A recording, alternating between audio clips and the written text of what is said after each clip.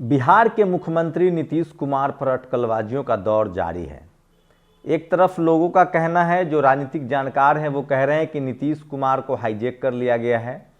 नीतीश कुमार के विधायक और सांसद दोनों बीजेपी के टच में हैं।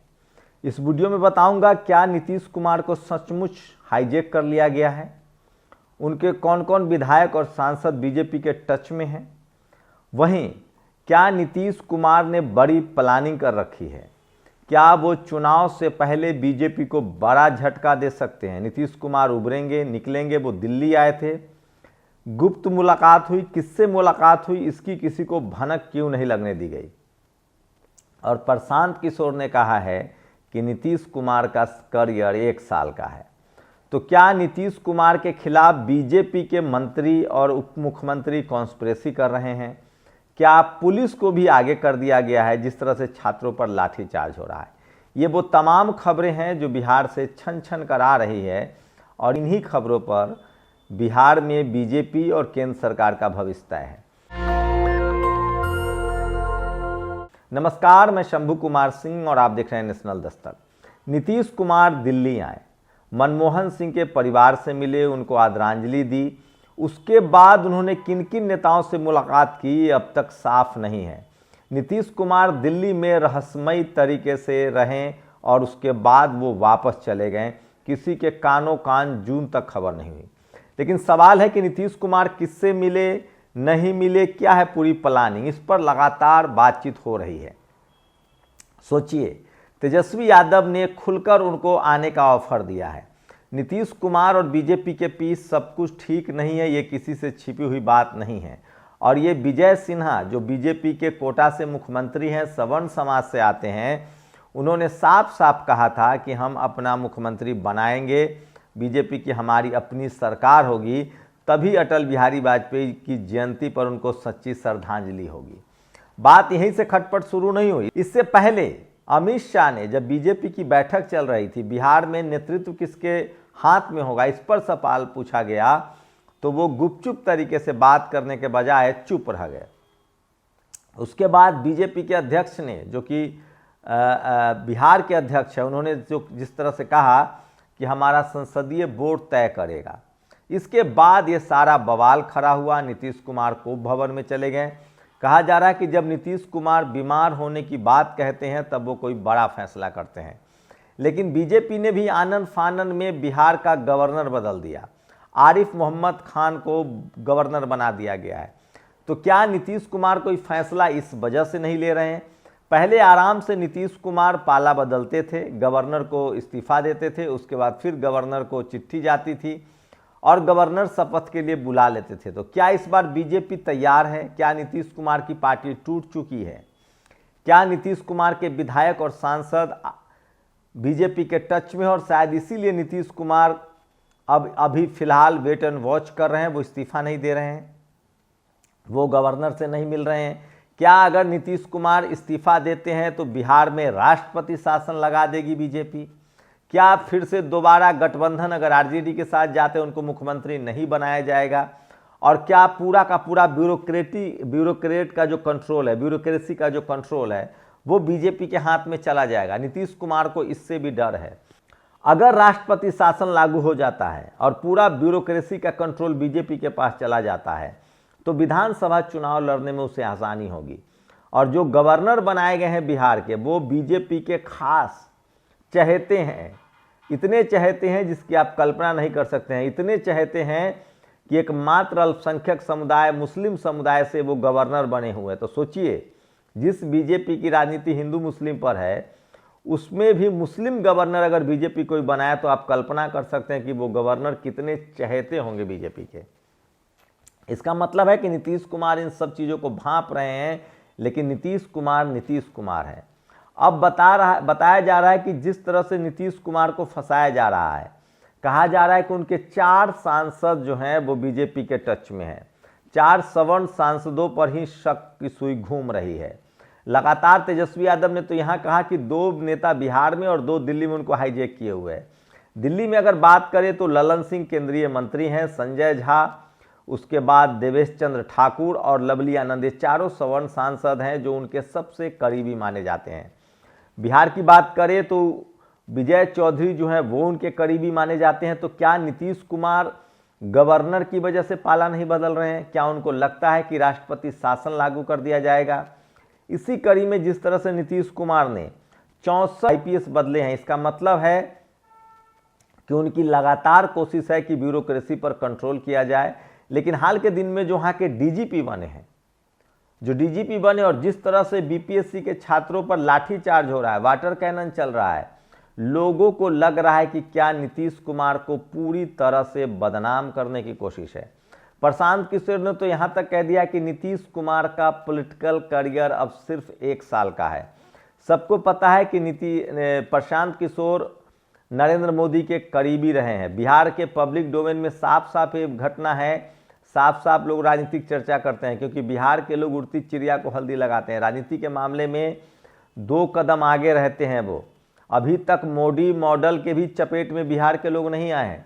मोदी मॉडल बिहार में साबित नहीं हो पाया। अभी नीतीश के साथ ही बीजेपी की सरकार बनती रही है या फिर आरजेडी की सरकार बनती, यानी मोदी मॉडल को भी बहुत स्पेस नहीं मिला है।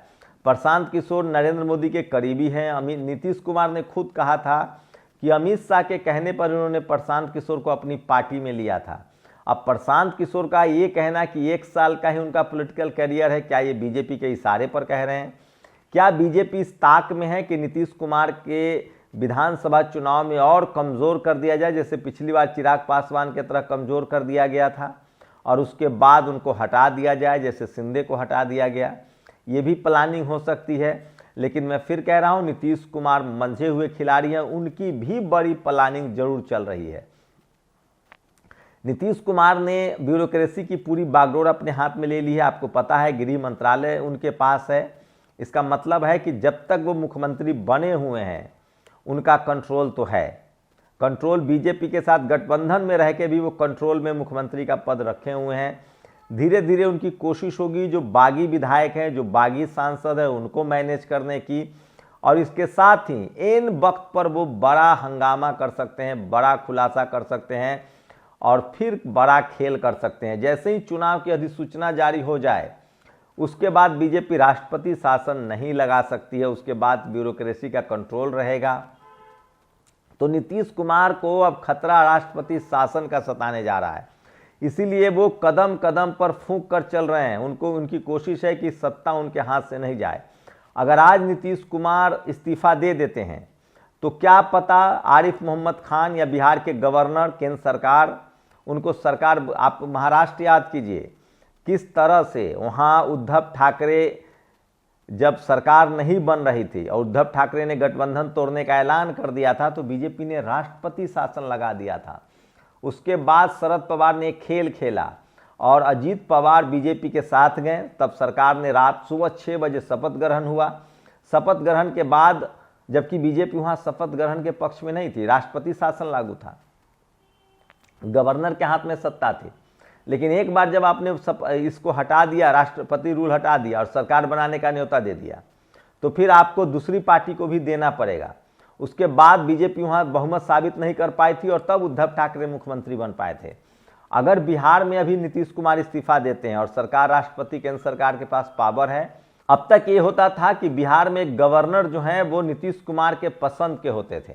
ज़्यादातर एससी समुदाय के गवर्नर होते थे। बैक टू बैक 2-3 गवर्नर वहाँ शेड्यूल कास्ट समुदाय के हुए, एससी समाज के हुए, ओबीसी समाज के हुए। लेकिन इस बार आरिफ मोहम्मद खान को डाल दिया गया है ताकि एक तीर से 2 निशाना किया जा सके। तो क्या राष्ट्रपति शासन लगाने की आहट को नीतीश कुमार समझ रहे हैं और इसलिए वो ये नहीं कर रहे हैं? ये हो सकता है कि वो विधानसभा ठीक चुनाव के पहले या तो गठबंधन से निकल जाए या आरजेडी के साथ गठबंधन का ऐलान करें। तो नीतीश कुमार को चारों तरफ से घेरने की कोशिश है। उनको यह भी डर दिखाया जा रहा है कि आपकी पार्टी टूट जाएगी, आपका सांसद हमारे टच में है। लेकिन नीतीश कुमार भी मजे हुए खिलाड़ी हैं, वो भी कोई ना कोई प्लान तो बड़ा प्लान कर ही रहे होंगे। उनको पता है हर बार उन्होंने पार्टी बचाई है, 42 सीट पर वो मुख्यमंत्री बने हुए हैं और बीजेपी अभी फिलहाल मुख्यमंत्री के पद से तो उनको नहीं हटा सकती है। और जब तक नीतीश कुमार मुख्यमंत्री हैं उनके पाले में गेंद तो है।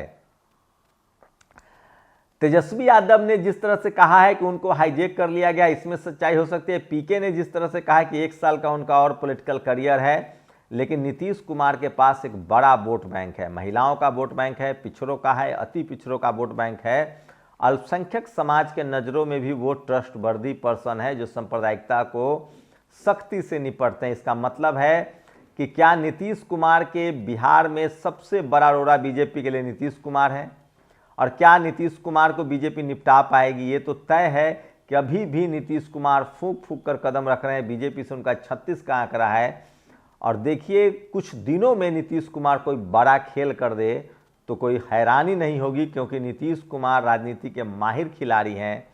आरजेडी खुलकर उनके टच में है और वो वेट एंड वॉच कर रहे हैं। फिलहाल नीतीश कुमार से झगड़ा, नीतीश कुमार का गुस्सा, नीतीश कुमार की नाराजगी बीजेपी के लिए ठीक नहीं है, और बगैर नीतीश कुमार बिहार में कम से कम बीजेपी अपनी सरकार बनाने का अगर सपना देख रही है तो ये बहुत मुश्किल है। बीजेपी के साथ बड़ा खेल हो सकता है, नीतीश कुमार साथ में चुनाव लड़कर भी खेल कर सकते हैं। हो सकता है कि नीतीश कुमार बीजेपी के साथ ही चुनाव लड़े, अपनी पोजीशन मजबूत करे, क्योंकि पिछली बार की तरह इस बार चिराग पासवान कोई बागी नहीं फैक्टर होगा, क्योंकि चिराग गठबंधन में है। हाँ, प्रशांत किशोर को आगे करके आरजेडी और नीतीश कुमार को डैमेज करने का बीजेपी का जो प्लान है, ये दोनों जरूर समझ रहे हैं। तो हो सकता है कि नीतीश कुमार और आरजेडी ठीक चुनाव से पहले अपने गठबंधन का ऐलान करें और दोनों 100 सीट पर लड़े। कांग्रेस के हिस्से में 20 सीटें आएँ, और उसके बाद जो मुकेश सहनी है उनके हिस्से में 20 सीटें आ सकती है। कुछ और नए पॉलिटिकल अलायंस बनाया जा सकता है।